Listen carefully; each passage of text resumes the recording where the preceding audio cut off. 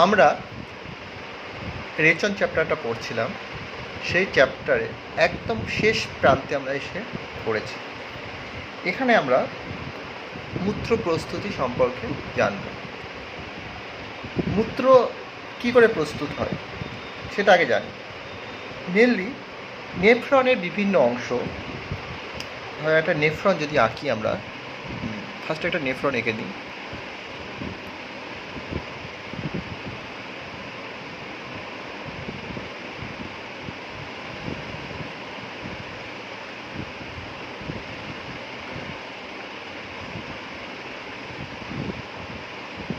এই একটা নেফ্রনের বাউমান ক্যাপসুল, তারপরে কে থাকে পিসিটি,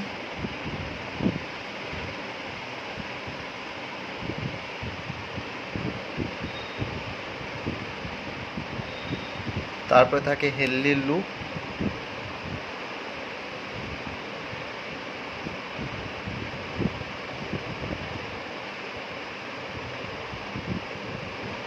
তারপরে থাকে কে ডিসিটি,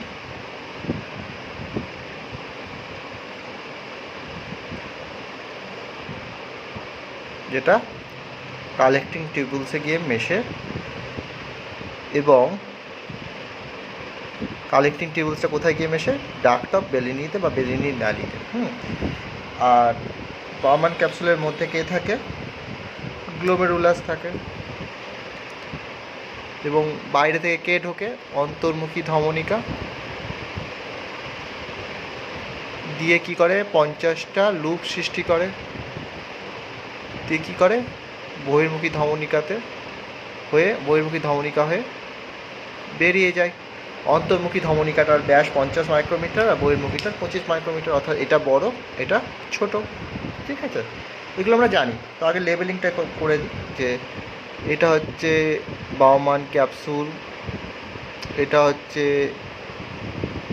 গ্লোমেরুলাস, এটা হচ্ছে পিসিটি,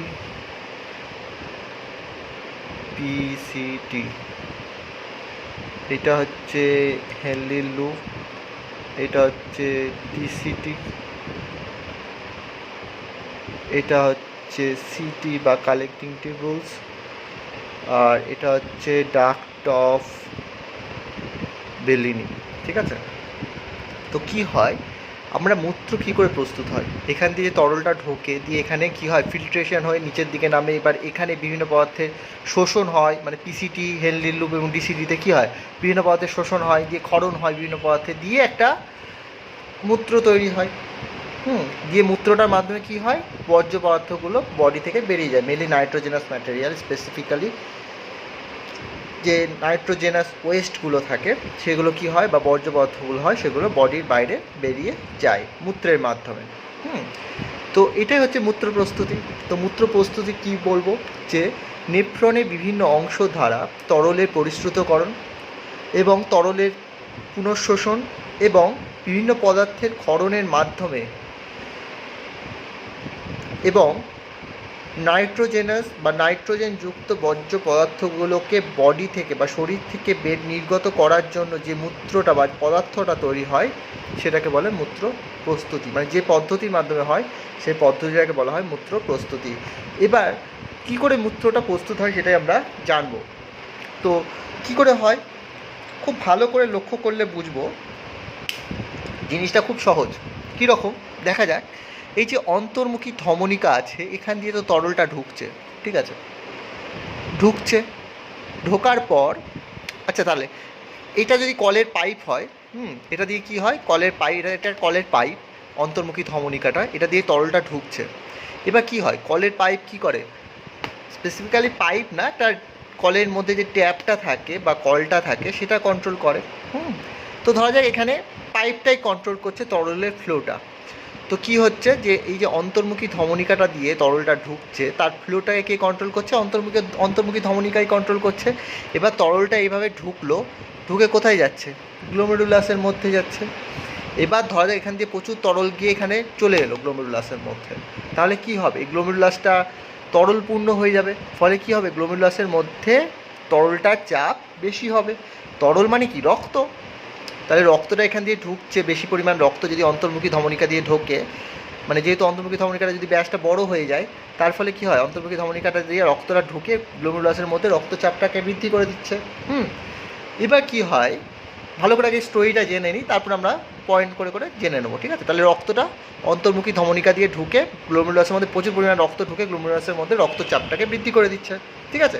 এবার গ্লোমেরুলাসের মধ্যে কিছু ছিদ্র থাকে, সেই ছিদ্র মানে বলতে গেলে গ্লোমেরুলাসের ভেতরে একদম, মানে গ্লোমেরুলাস মানে তো একটা রক্তজালক, সেই রক্তজালকের একদম ভেতরের সেল লাইনিংটা, মানে যে সেলটা, ধরা যাক এটা গ্লোমেরুলাসের রক্তবাহ, হ্যাঁ প্যাঁচানো নেই, আমি একটা সিম্পল রক্তবাহ আঁকছি, যে একটা লম্বা রেখা দিয়ে যদি ধরি, তাহলে একদম নিচের লাইনে কিছু সেল লেয়ার থাকে।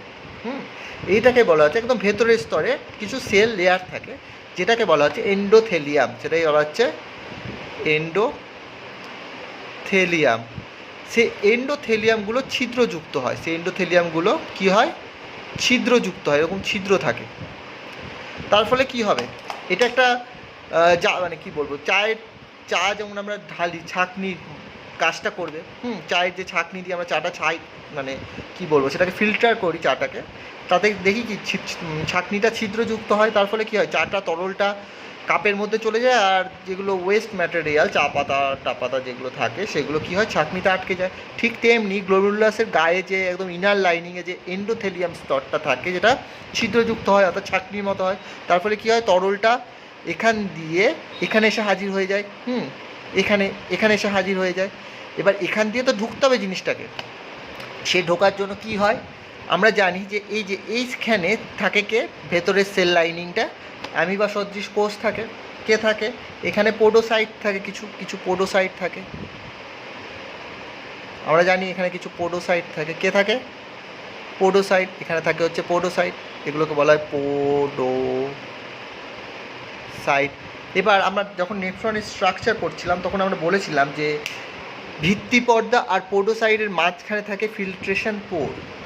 তাহলে যখনই তরলটা এখানে আসবে, তখন ফিল্ট্রেশন পোর দিয়ে ঢুকে যাবে, দিয়ে কোথায় এলো, বাউম্যান ক্যাপসুলে এলো। এবার তরলটা বাউম্যান ক্যাপসুল বা রক্তটা বাউম্যান ক্যাপসুলে আসার পর কিছুক্ষণ সঞ্চয় হয়ে থাকে সেটার মধ্যে, বা স্টোরেজ হিসেবে থাকে, ঠিক আছে? স্টোর হওয়ার পর সেটা কোথায় পাস করে, পিসিটির মধ্যে। এবার পিসিটির মধ্যে পাস করছে তরলটা, হ্যাঁ। এবার পিসিটির মধ্যে কারা থাকে আমরা জানি, ব্রাশ বর্ডার থাকে, সেটা তরলটাকে কি করে, এক নম্বর কথা হচ্ছে ব্রাশ বর্ডার থাকার জন্য কি হয়, মানে তরলের যে রক্তটা পুনঃশোষণের তলটা বেড়ে যায়, এক নম্বর কথা। দুই নম্বর, পিসিটিটা কীরকম হয়, অধিক কুণ্ডলীকৃত হয়, তার ফলে কি হয়, যে তরলটা খুব মানে স্পিডে ফ্লো করে না। যদি এরকম সোজা টিউব থাকতো, ধরা যাক এরকম সোজা টিউব আছে, তাহলে কি তরলটা সোজা ফাস্টলি, মানে এরকম যদি নিচে একটা সোজা টিউব থাকতো, তাহলে কি তরলটার মধ্যে স্লিপ খেয়ে আবার তাড়াতাড়ি নেমে যেতে পারতো। এবার তাড়াতাড়ি যখনই নেমে যাবে একটা তরল, তাহলে কি পুনঃশোষণ হওয়ার সম্ভাবনাটা কি বাড়বে না কমবে? অবশ্যই কমে যাবে, কারণ তরলটা তো ফুস করে এরকম করে নিচে নেমে যাচ্ছে, তাহলে তরলে পুনঃশোষণ হওয়ার টাইমটাই তো পাচ্ছে না তরলটা। কিন্তু যদি এরকম প্যাঁচালো থাকে, জিনিসটা অধিক প্যাঁচালো থাকে, তার ফলে কি তরলটা আস্তে আস্তে যাবে, ঠিক তো বোঝাতে পারছি? তাহলে তরলটা আস্তে আস্তে যাবে, যত আস্তে আস্তে যাবে তত কি হয়, গায়ে তাদের পুনঃশোষণ হওয়ার সম্ভাবনাটা বেড়ে যায়। তাহলে কী হয়, তরলের পুনঃশোষণ রেটটা বেড়ে যাচ্ছে। সেকেন্ডলি, হেনলির লুপ। এই হেনলির লুপে কি হয়, জিনিসটা আমরা বলেছিলাম নেফ্রন স্ট্রাকচার পড়ার সময়, যে বহির্মুখী ধমনিকাটা এসে হেনলির লুপের সাথে সমান্তরালে অবস্থান করে কি করে, একটা ভাষা রেকটা ফর্ম করে, একটা সরু সরু রক্তবাহের সৃষ্টি করে, ঠিক আছে? এই ভাষা রেকটাগুলো কি করে, যেহেতু এটা হেনলির লুপের সাথে সমান্তরালে অবস্থান করে, সেহেতু রক্তের পুনঃশোষণে এটা হেল্প করে। সেকেন্ডলি, এই যে টোটাল নেফ্রনটা থাকে, এই টোটাল নেফ্রনটাকে ঘিরে থাকে কিছু পেরিটিবিউলার রক্তজালক, এরকম কিছু পেরিটিবিউলার রক্তজালক এই নেফ্রনটাকে ঘিরে থাকে। পেরিটিবিউলার রক্তজালক মানে হচ্ছে যেগুলো বাইরের রক্তজালক, হ্যাঁ, এরকম পেরিটিবিউলার কিছু রক্তজালক পুরো নেফ্রনটাকে ঘিরে থাকে। তার ফলে কি হয়, যে তরলে মানে পুনঃশোষণে এটা হেল্প করে, বা রক্তের পুনঃশোষণে জিনিসটা হেল্প করে। এটা কি জিনিস, পেরিটিবিউলার রক্তজালক, ঠিক আছে? আচ্ছা, এবার যে ডিসিটিতে এসে তরলটা পৌঁছলো, হেনলির লুপে তরলে পুনঃশোষণে কে হেল্প করছে? এই যে বহির্মুখী ধমনিকাটা থেকে যে রক্তবাহটা মানে এসে যে সরু সরু রক্তবাহী সৃষ্টি করছে ভাষা রেকটা, সেটা হেনলির লুপে মানে তরলে পুনঃশোষণে হেল্প করছে। ডিসিটির মধ্যে কি হয়, ডিসিটিটাও তো মানে একটু কুণ্ডলীকৃত, তার ফলে ওখানেও রক্তের পুনঃশোষণে ডিসিটি হেল্প হচ্ছে। এছাড়া যে বিভিন্ন অংশ বিভিন্ন কী কী পদার্থ বা আয়নগুলো ক্ষরণ করে, কী কী পুনঃশোষণ হয়, সেগুলো আমরা একটা ছক আগেই করে নিয়েছিলাম, তো এটার সাথে ওই ছকটা পড়ে নিতে হবে। যে টেবিলটা আমরা মনে আছে যে টেবিলটা দিয়েছিলাম নেফ্রনের বিভিন্ন অংশের কাজের মধ্যে, সেই টেবিলটা আমরা এর মধ্যে ঢুকিয়ে দেবো। ঠিক আছে, তাহলে পয়েন্ট করে করে বুঝি যে জিনিসগুলো কী কী জানলাম এখনও অবধি। আচ্ছা, 1 নম্বর কথা যে অন্তর্মুখী ধমনিকাটার ব্যাস বড় থাকে, তার ফলে কি হয়, রক্তটা বেশি পরিমাণে গ্লোমেরুলাসে আসে। তাহলে ফার্স্ট পয়েন্ট লিখবো আমরা, অন্তর্মুখী ধমনিকা ব্যাস বৃদ্ধি, তার ফলে কি হয়, গ্লোমেরুলাসে রক্তচাপটা বেড়ে যায়। যেহেতু গ্লোমেরুলাসে বেশি পরিমাণ রক্ত আসে, তাহলে গ্লোমেরুলাসে বেশি রক্ত প্রবেশ, ঠিক তো? বেশি রক্ত প্রবেশ হওয়ার ফলে কি হয়, গ্লোমেরুলাসে রক্তচাপ বৃদ্ধি। আচ্ছা, এখানে একটা জিনিস কথা বলতে ভুলে গেছি, যে গ্লোমেরুলাসের রক্তচাপ বৃদ্ধিটা শুধুমাত্র অন্তর্মুখী ধমনিকাটার ব্যাস বেড়ে বেশি পরিমাণ রক্ত ফ্লো করেই হয় একমাত্র তাই নয়।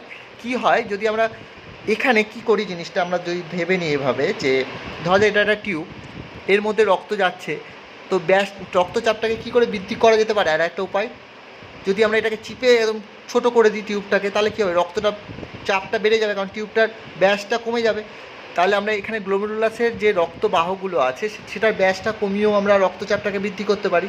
তাহলে কীভাবে সেটাকে কমাবো? আমরা জানি যে যখন জাক্সটাগ্লোমেরুলার অ্যাপারেটাস পড়ছিলাম তখন জেনেছিলাম ল্যাসিস কোষ সম্পর্কে, যেটা কোথায় থাকে, অন্তর্মুখী এবং বহির্মুখী ধমনিকার সংযোগস্থলে থাকে। সেই ল্যাসিস কোষটা কী করে, যে গ্লোমেরুলাসের রক্তবাহর ব্যাসটা কমিয়ে দিয়ে রক্তচাপ বৃদ্ধি করে। তাহলে এটা আমরা 4 নম্বর পয়েন্টে লিখে নিই, যে গ্লোমেরুলাসের রক্তচাপ বৃদ্ধি আরও এক রকমভাবে হতে পারে, যে ল্যাসিস কোষ গ্লোমেরুলাসের রক্তবাহ ব্যাস কমিয়ে গ্লোমেরুলাসের রক্তচাপ বৃদ্ধি